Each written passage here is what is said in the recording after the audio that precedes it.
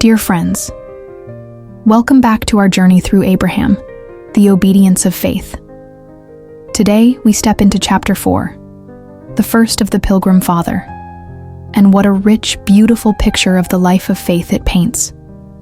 If you've ever felt like a stranger in this world, like your heart longs for something beyond what you see, then this chapter was written for you. Let's walk together through Abraham's pilgrim journey, and perhaps find our own feet walking the same path. Abraham's life is marked not by one defining act, but by many steps, each filled with trust. Genesis says, Abram departed, Abram went forth, Abram passed through, Abram removed, Abram journeyed. And in Hebrews, he went out, not knowing whither he went. This is the language of a pilgrim.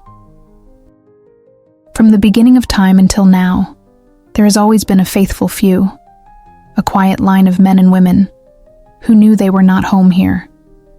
Whether in deserts or cities, on mountain trails or in quiet offices, they lived as strangers and sojourners. What made them different wasn't their clothes or words. It was that faraway look in their eyes, a softness in their hands when it came to money or status, a looseness in their grip on everything the world says matters most. They knew something better was coming. They were pilgrims. John Bunyan called them outlandish men, misunderstood by the world because their hearts were tuned to heaven. He said they spoke the language of Canaan and had little interest in worldly wares. When the market called out to them, they covered their ears and whispered, "Turn away mine eyes from beholding vanity." And this is not just poetic imagery, it's spiritual reality. Peter called Christians strangers and pilgrims. David said of God's people, "We are strangers before thee, and sojourners, as were all our fathers." Abraham embodied this calling.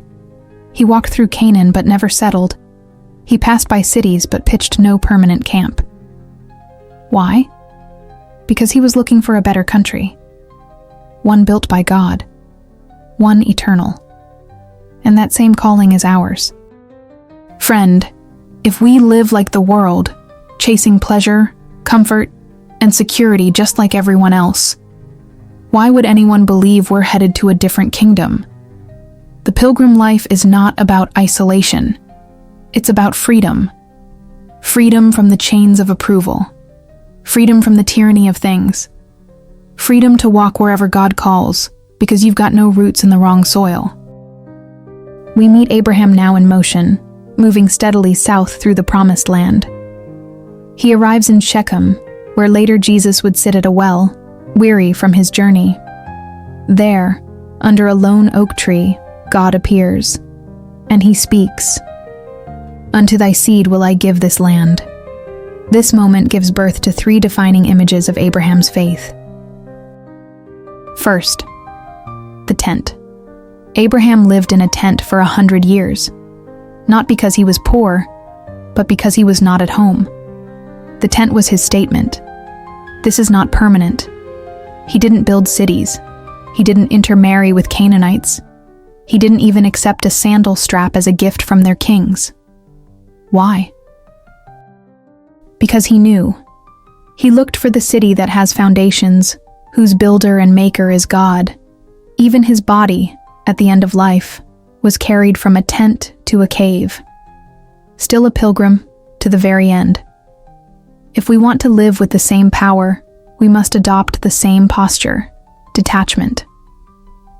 Let's be honest. Do our lives reflect any difference from those who don't believe? We strive, we build, we obsess, we live as if this world is all there is. And yet, the floodwaters of judgment are rising. The solution is not louder preaching. It's not more outrage. It's lives that shine, hearts that sing of heaven, eyes that look beyond. Let the world see a people who really believe there's something better coming. Second, the altar. Wherever Abraham pitched his tent, he built an altar. Worship came first, before homes, before herds, before negotiations. It was the same for the Pilgrim Fathers of early America. worship before settlement. And Abraham's altar wasn't private. His household gathered, children, servants, travelers. All knelt together under the stars as Abraham lifted prayers to the God of heaven. Can we say the same of our homes? Is there an altar? Is there a place where worship rises, even when life is busy or uncertain?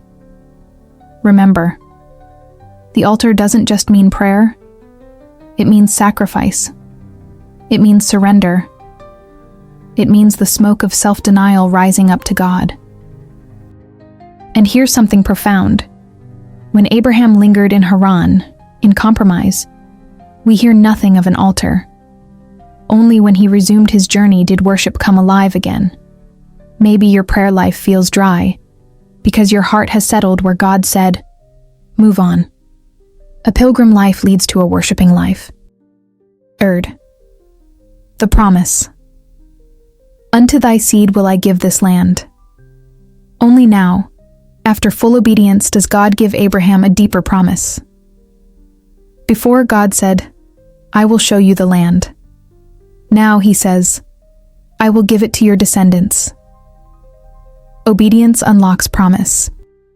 And yet, it looked impossible.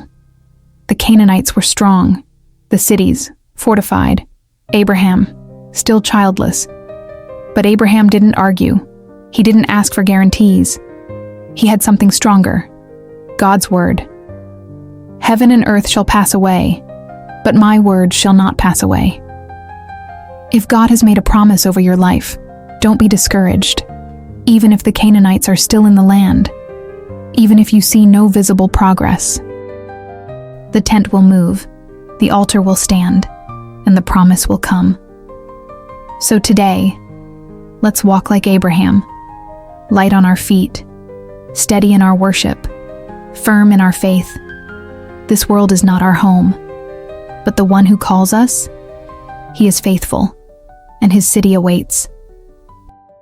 Thank you for joining us today in Chapter 4 of Abraham, the obedience of faith, the first of the Pilgrim Father. If this chapter stirred your heart, share it, reflect on it, and subscribe to continue this journey of faith. We'll see you in the next chapter.